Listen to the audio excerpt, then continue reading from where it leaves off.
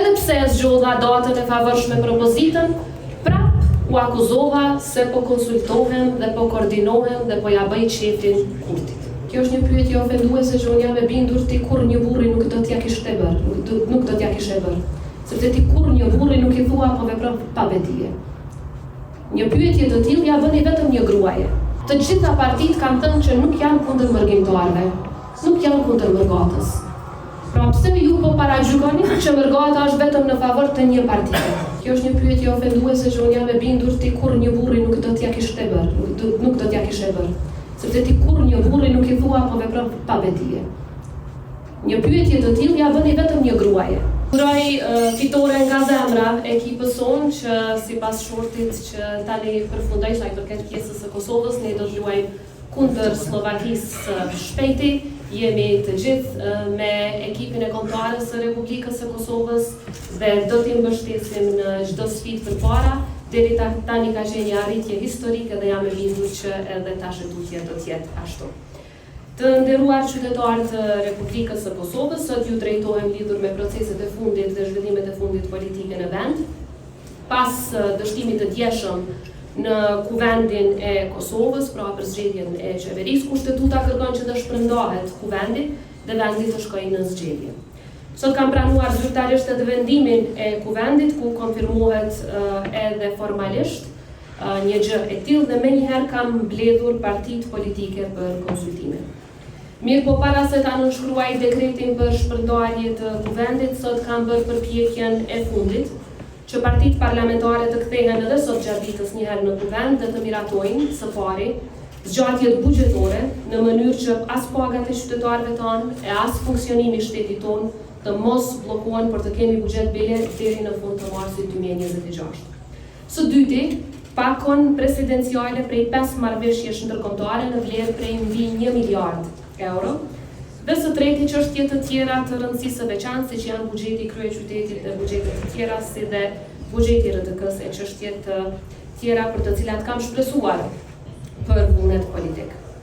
Fatkeqësisht përkundër përpjekjeve të mëhershme dhe përpjekjeve të sotme, nuk kishte vullnet mjaftueshëm politik që këto vendime të rëndësishme për qytetarët tanë të kryhen sot, para se ta nënshkruaj dekretin për shpërndarje të Kuvendit. Ju njoftoj se ka ekzistuar baza kushtetuese e qartë që edhe pas dështimit të mandatarit të dytë të Kuvendit, Kuvendi të mblidhet dhe të marrë vendime. Kjo është konfirmuar edhe në gjykimin e gjykatës kushtetuese të vitit 2020, ku thuhet se dështimi i mandatarit të dytë, pra për të zgjedhur, nuk nënkupton shpërndarjen automatike të Kuvendit. Pra Kuvendi mund të jetë funksional deri në momentin kur nënshkruhet dekreti presidencial për shpërndarje. Megjithatë, në mungesë të vullnetit politik që të merren këto vendime, nuk ka pasur zgjidhje tjetër pos që menjëherë sot ta nënshkruaj këtë dekret. Pra Kuvendi tashmë është i shpërndarë. Është përkeqardhje që nuk u arrit një dakordim i tillë, jo sepse marrëveshjet ishin të dobta, jo sepse ato nuk ishin të domosdoshme, por thjesht sepse mungoi vullnet politik. Ato nuk ishin thjesht dokumente teknike, ishin plane të qarta, konkrete dhe të matura, që prekin drejt për drejt ekonominë, arsimin, shëndetësinë dhe mirëqenien e qytetarëve tanë. Për gjatë javëve të kaluar kemi punuar gjatë dhe çdo ditë bashkë me Bashkimin Evropian e me bazë kombëtare që të kryhen të gjitha procedurat e nevojshme në përputhje me kushtetutën dhe ligjet në fuqi, në mënyrë që edhe plani i rritjes edhe marrëveshjet e tjera të jenë të gatshme në Kuvend për votim. Pra në total po flasim për më shumë se 1 miliard euro investime për Kosovën, investime që tash mbeten të bllokuara. Pyetja shtrohet se çfarë do të kishin sjellë këto marrëveshje. Këto nuk ishin thjesht numra në letër, ishin ndryshim i prekshëm në përditshmërinë e qytetarëve tanë. Fëmijët do të kishin qasje më të mirë në edukim cilësor dhe kujdes të hershëm, studentët dhe të rinj do të lidheshin me tregun modern të punës, familjet me asistencë sociale do të përfitonin mbështetje të drejtë dhe të qëndrueshme, mjekët, infermierët dhe pacientët do të kishin shërbime moderne, spitale funksionale dhe sisteme digjitale që më në fund funksionojnë, bizneset dhe fermerët do të shihnin një ekonomi më stabile, energji më të besueshme dhe infrastrukturë që hap mundësi. Prandaj mos votimi i tyre nuk i dënon partitë, por i dënon qytetarët.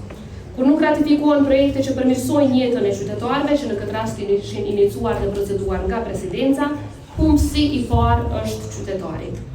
Ta themi hapur, një Kosovë e dobësuar është humbje për të gjithë. Një Kosovë që pengohet të ecë përpara nuk i bën nder askujt. Dhe një shtet që humb fondet Bashkimit Evropian dhe të bankës botërore në shumë prej 1 miliard euro e më shumë, humb besimin e partnerëve dhe me të humb edhe perspektivë. Por mos votimi në kuvend rrezikon pra ta zbet edhe sukseset që janë arritur deri tani. Prandaj thirrja ime për partitë është që tani të bëjnë fushat dinjitoze me respekt të ndërsjellë me standardet më të larta demokratike. E pas rezultateve, uluni, bisedoni dhe merrni përgjegjësinë që ju takon. Qytetarët tonë kanë nevojë që urgjentisht të kenë institucione stabile dhe të përgjegjshme e që marrin vendime në interes të tyre. Siç e dini, pas dekretit për shpërndarje, menjëherë vjen rradha çështjes së datës së zgjedhjeve. Ju njoftoj fillimisht se për shkak se sot kam shpërndar kuvendin, automatikisht data 11 janar është përjashtuar si mundësi, sepse është jashtë afateve kushtetuese që do të më lejonin ta shfrytëzoja. Sa i përket datës 4 janar, jemi njoftuar që nëse zgjedhjet mbahen në janar, sipas legjislacionit në fuqi dhe me që nuk kemi tashmë buxhet të miratuar për vitin e ardhshëm, atëherë KQZ-s do t'i lejohej sipas ligjit të përdorë vetëm 1/12 e buxhetit të saj, që i bjen maksimum diku rreth 1 milion apo 1.5 milion. Përderisa për këto zgjedhje është kalkuluar që mesatarisht do të kushtojnë rreth 8 milion. Pra zgjedhjet në këtë datë është praktikisht e pamundur të mbahen për shkak të pamundësisë që të shfrytëzohet buxheti në janar ashtu siç thot ligji. Kthehemi prandaj te dy datat e mbetura, pra 21 dhe 28 dhjetor, të cilat mund të bëhen sipas kushtetutës. Sot partitë politike janë deklaruar kryesisht për këto dy data në takimin konsultativ që e patëm. 8 parti sot janë deklaruar për datën 28 dhjetor. 5 parti janë deklaruar për datën 21 dhjetor, kurse 3 parti kanë thënë që cila do nga këto data është në rregull. Ju njoftoj se gjatë kësaj periudhe kam qenë po ashtu në kontakt me kryetarin e KQZ-s 3 herë dhe kemi analizuar procesin e papërfunduar të zgjedhjeve lokale, si dhe procedurat që na presin për organizimin e zgjedhjeve nacionale. Zgjedhjet lokale nuk kanë përfunduar akoma sa i përket procedurës së certifikimit. Ekzistojnë pastaj afatet e ankesave, pas kësaj fillojnë procedurat e asgjësimit të materialit zgjedhor, pastaj procedurat e përgatitjes së platformës për shpalljen e rezultateve preliminare dhe asaj të numërimit, cilat duhet të ripërtrihen me parametrat e zgjedhjeve të përgjithshme. Para fillimit të fushatës, janë edhe një sër veprimesh e që janë regjistrimi subjekteve politike dhe koalicioneve dhe certifikimi i kandidatëve, hedhja e shortit, shpallja e fletvotimit e veprimet të tjera. Për më tepër, duhen së paku 2 javë hapësirë kohore për mundësuar votimin jashtë vendit dhe duhet pasur parasysh që sipas ligjit të ri për zgjedhjet e përgjithshme, shtetasve që jetojnë jashtë vendit duhet dhënë së paku 15 ditë afat me qëllim të aplikimit dhe regjistrimit për të votuar. Në mesin e gjitha këtyre janë edhe procedurat tenderuese çka jo tjetër. Pra të gjitha këto e bëjnë praktikisht të pamundshme edhe datën 21 dhjetor, jedimisht data 28 dhjetor është data që kam vlerësuar se mbetet data e vetme e mundshme, sado që edhe kjo datë paraqet deri diku sfida për KQZ-n. Leoni ju njoftoj se sipas rekomandimeve të Komisionit Evropian për reformën zgjedhore në Kosovë, të cilat janë publike, në rast të zgjedhjeve të parakoshme, KQZ-s duhet t'i japën së paku 2 muaj kohë për t'i përgatitur ato. Meqense ne në kushtetut e kemi të përcaktuar që afati maksimum është 40, atëherë si presidente e kam për detyrë që të jap afatin më të gjatë e jo afatin më të shkurtër në mënyrë që të kemi mundësi të eliminojmë së paku disa nga sfidat e organizimit të shpejtë të zgjedhjeve, sado që po e përmend jo të gjitha do të eliminohen edhe me datën 28 dhjetor, por me shpresën që KQZ-ja do ta bëjë të pamundurën që ato të organizohen në mënyrë të rregullt. Edhe një herë është fati keq për qytetarët dhe për Kosovën që sërish po detyrohemi të shkojmë në zgjedhje. Megjithatë, ky ishte vullneti i partive politike të dala nga zgjedhjet e më shkurtit. Ju uroj suksese në këtë proces me shpresë që menjëherë pas zgjedhjeve e pa asnjë zvarritje të vetme do të kemi konstituimin e kuvendit dhe zgjedhjen e qeverisë sëri. Në qoftë se keni pyetje, shumë para nesh, shumë më të mençur se ne, në qoftë se askush nuk të akuzon për asgjë, atëherë nuk ke qëndruar për asgjë. Leoni t'ju kthej pak në perspektivë. Në vitin 2021, kur partia në pushtet që kishte më shumë se 50% të votave, dhe disa të tjera të vogla që ishin në koalicion me të, kërkonin që unë ta shtyja datën e zgjedhjeve lokale dhe kishim një opozit shumë më të vogël se sa kjo që është sot, unë vendosa në favor të kërkesës së opozitës që mos të shtyhej data e zgjedhjeve lokale. Saqë që kisha të drejtën kushtetuese ta bëja një gjë të tillë, për shkak të shumë rrethonave që ishin prezantuar atëherë. Edhe pse zgjodha datën e favorshme për opozitën, prap u akuzova se po konsultohem dhe po koordinohem dhe po ja bëj qefin Kurtit. Ka 10 raste përgjatë këtyre 5 viteve që jam presidente, kur përkundër faktit që kam dalur me qëndrime krejtësisht të kundërta me ato të qeverisë së Republikës së Kosovës, përsëri nuk i ka rënë tamën, përsëri janë ankuar, përsëri kanë akuzuar. Kështu që, siç po e shihni, përkundër këtyre akuzave 5 vjeçare, shumë të tjerave që do të vinë edhe sonte, edhe nesër, edhe pas nesër, unë qëndroj dhe do të qëndroj edhe shumë gjatë, duke mbrojtur interesin e Republikës së Kosovës dhe të qytetarëve të Republikës së Kosovës. Ata që akuzojnë, pa lexuar, pa analizuar dhe pa menduar gjatë, është mirë të mendojnë që edhe pas këtyre zgjedhjeve do të vinë këtu tek unë për ta kërkuar mandatin. Kushdo që e fiton. Është mirë që gjuha që përdoret në politikë të jetë brenda suazave të normales. Unë i kuptoj kritikat, i kuptoj qëndrimet e ndryshme të partive politike, por detyra ime si presidente është të sigurohem që kemi një datë kur zgjedhjet mund të organizohen. Po ashtu mos harroni një gjë. Cili do president i përgjithshëm do ta kishte zgjedhur një datë kur parashihet pjesëmarrje më e madhe, jo pjesëmarrje më e vogël. Këtë e kërkon demokracia. Nuk kërkon që të zgjidhen data kur kemi pjesëmarrje më të vogël. Nuk kërkon që të zgjidhen data kur kemi probleme në organizimin e tyre. Nuk kërkon që të zgjidhen data që bëjnë të pamundur realizimin praktik dhe të rregullt të zgjedhjeve. Një president i përgjithshëm zgjedh datën më të mirë, pavarësisht dëshirave që mund të shprehen në publik. Kështu që akuzat vazhdojnë, ne vazhdojmë punën tonë interes të Kosovës. Kur është kërkuar mandati, unë kam pasur, siç e dini, para sa të flas me ju, një takim me të, ai më ka informuar qartë se me kë është duke biseduar, edhe unë e kam thënë publikisht që fjala është për deputet individual, ai ka qenë vetëm pak vota larg krijimit të qeverisë dhe kushtetuta kërkon që t'i japet mandati atij ose asaj që i ka gjasat dhe jo garancat. Pra dikush që vjen deri te 56 vota dhe që tregon qartë se me kënd është duke biseduar për të arritur 61-shin, i ka gjasa. Më tregoni ju kush ka qenë kandidati tjetër me gjasa më të mëdha. Kushtetuta është e qartë për të gjithë ata që e lexojnë drejt dhe pa ngjyrime të urrëties. Ajo kushtetut kërkon që pas mandatarit të parë të ketë mandatar të dytë. Dhe këtë unë kam respektuar kushtetutën, pavarësisht akuzave që vinë, shkojnë dhe të vazhdojnë, nuk ka problem. Paralajmërim që do t'jem duke kontribuar për shtetin tim, cili do t'jetë pozicioni politik, atë do t'a caktojnë qytetarët e Republikës së Kosovës. A keni vendosur apo ende? Ta shohim cila do t'jetë përbërja e kuventit të ardhshëm pas zgjedhjeve të 28 dhjetorit, ajo besoj qartëson gjithçka, por po e përmend do t'jem duke shërbyer në institucionet publike të Republikës së Kosovës, duke shërbyer aty ku besoj mund të ndihmoj vendin të jetë më së miri. Dhe këtë do ta përcaktojnë qytetarët edhe një herë.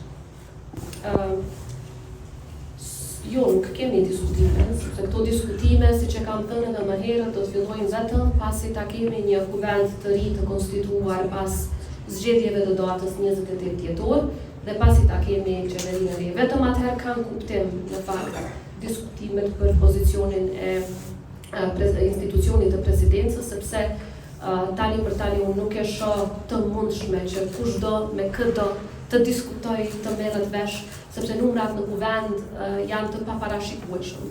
Ato janë çështje e vullnetit të qytetarëve të Republikës së Kosovës. Dhe cila ishte çështja e për sfidat, për sfidat, po sa i përket datës 28 dhjetor, dëgjoni, sa i përket vëzhgimit të ndërkombëtar, mundësia është edhe më e vogël për datën 21 dhjetor. Meqense unë jam institucioni që gjithnjë i dërgoj kërkesë Bashkimit Evropian, më konkretisht Parlamentit Evropian për të dërguar delegacione, ata asnjëherë nuk kanë pasur mundësi që kur kemi zgjedhje të shkurta, në afat të shkurtër, të dërgojnë ekipe monitoruese në stili çfarë na duhen neve.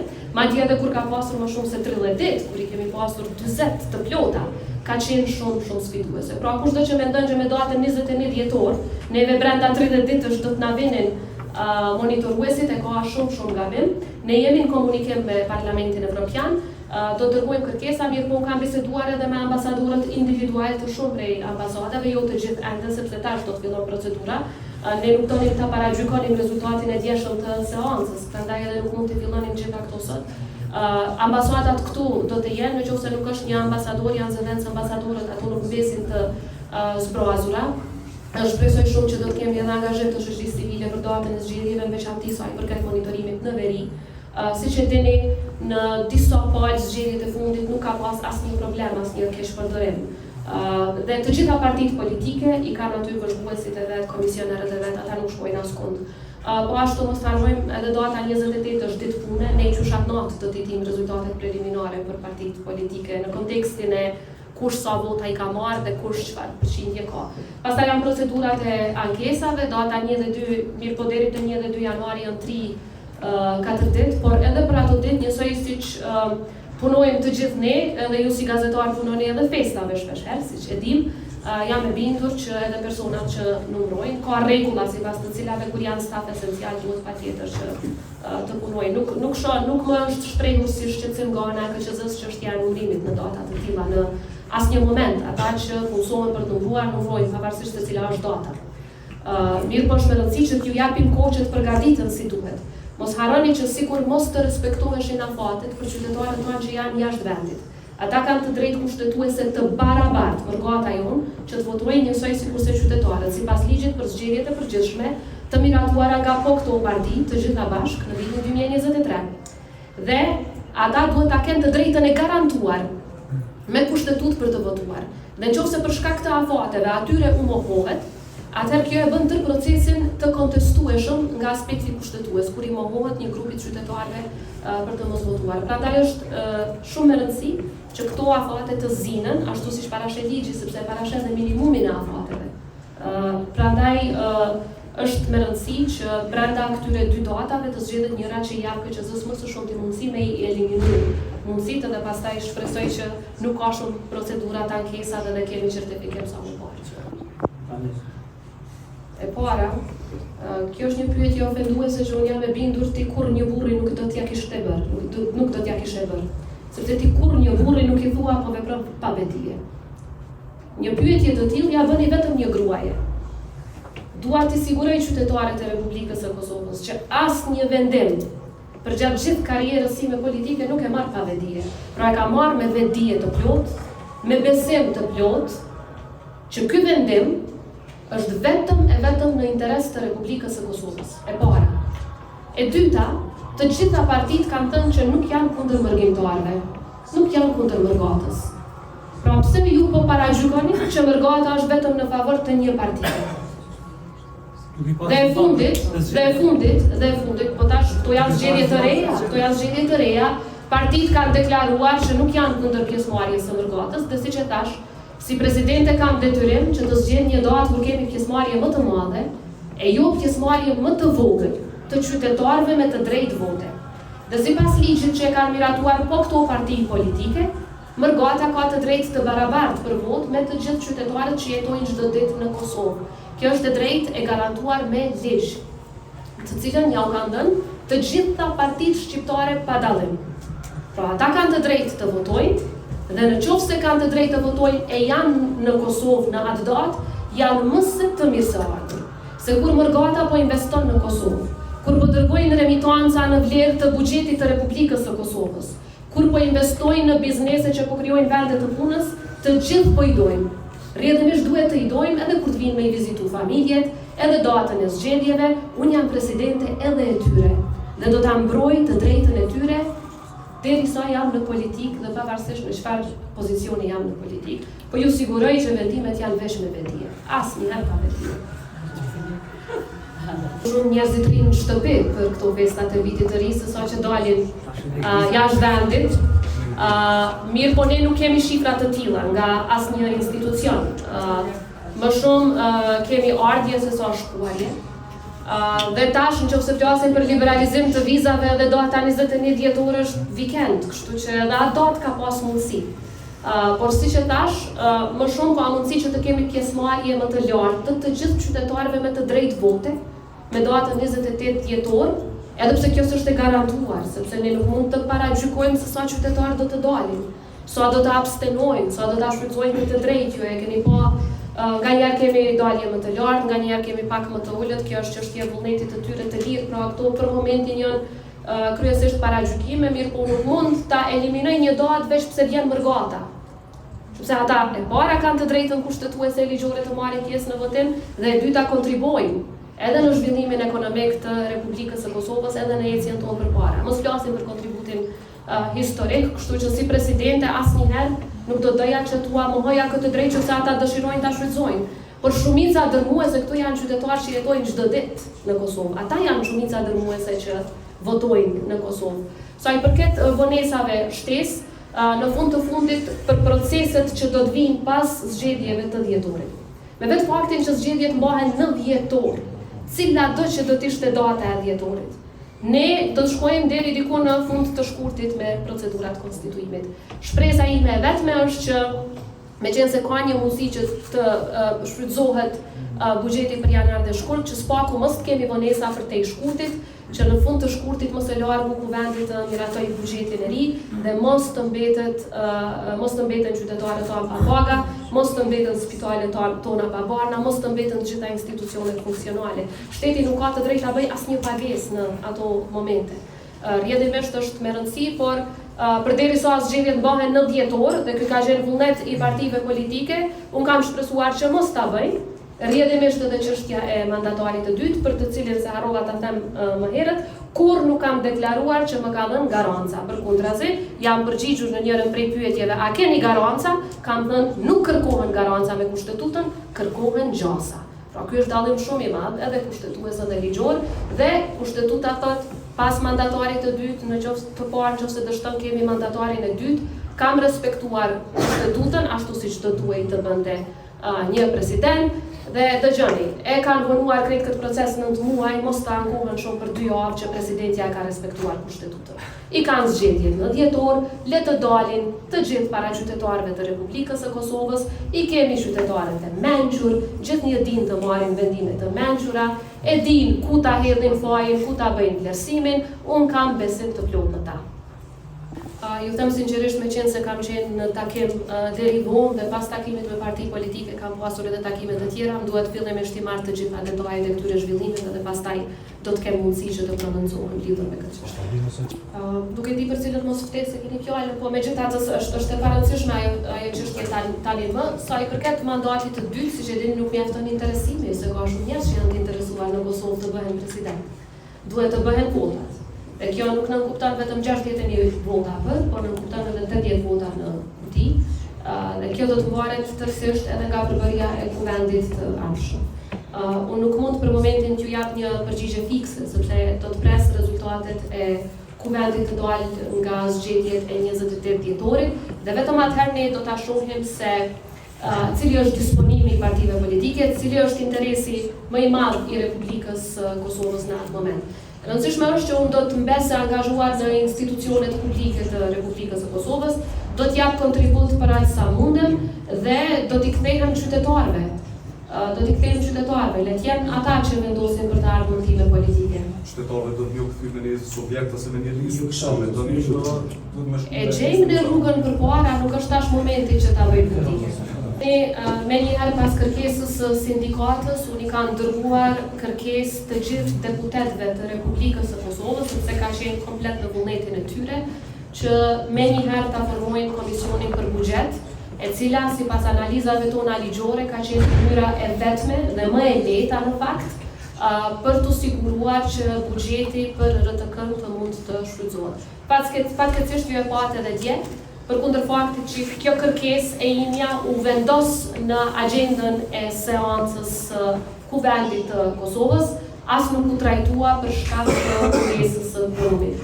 është për keqardhje, megjithatë janë çështje që janë vendime të Kuvendit të Kosovës. Unë shpresoj që sa më parë të kemi një kuvend të ri, i cili në seancën e parë pas konstituimit do ta miratoj para dite konstituohet, pas dite menjëherë do ta miratoj edhe buxhetin e Republikës së Kosovës, edhe komisionet përkatësen në mënyrë që menjëherë fillojnë pagesat për RDK-n, mirë po, se çfarë qëndrime kanë pasur secila prej partive politike, jo ato i keni publike, unë nuk kam nevojë që secilën prej tyre ta komentoj veç, i dini qëndrimet e partive dhe mund ta nxjerrni konkluzionin tuaj. Si presidente kam bërë gjithçka që ka qenë në mandatin tim, unë nuk jam kuvendi i Republikës së Kosovës, Kosova funksionon sipas kushtetutës bazuar në parimin e ndarjes së pushteteve. Dhe është detyrë e kuvendit dhe vetëm e kuvendit që të themeloj komisionet parlamentare. Dhe unë mendoj që për gjëra totalisht të parëndësishme ka dështuar edhe themelimi i komisioneve. Sepse ato komisione dhe ashtu kanë pasur si që pat, me qenë se nuk pat vullnet për qeveri, ta mbajnë një mbledhje. Kështu që çfarë rëndësie ka kush është kryetar për një mbledhje. Përderisa kanë pas mundësi që ta kryejnë edhe punën e RDK-s, edhe marrëveshjet ndërkombëtare t'i kalojnë para se të shkojnë në seancë, edhe buxhetin apo zgjatjet buxhetore, sepse edhe zgjatjet buxhetore duhet të shkojnë me vendim të kuvendit. Nuk ka pasur vullnet politik, sa i përket asaj se çfarë qëndrime kanë partitë, ato e dini deklarohen secila për vete dhe mund ta shihni se ku secila ka qëndruar.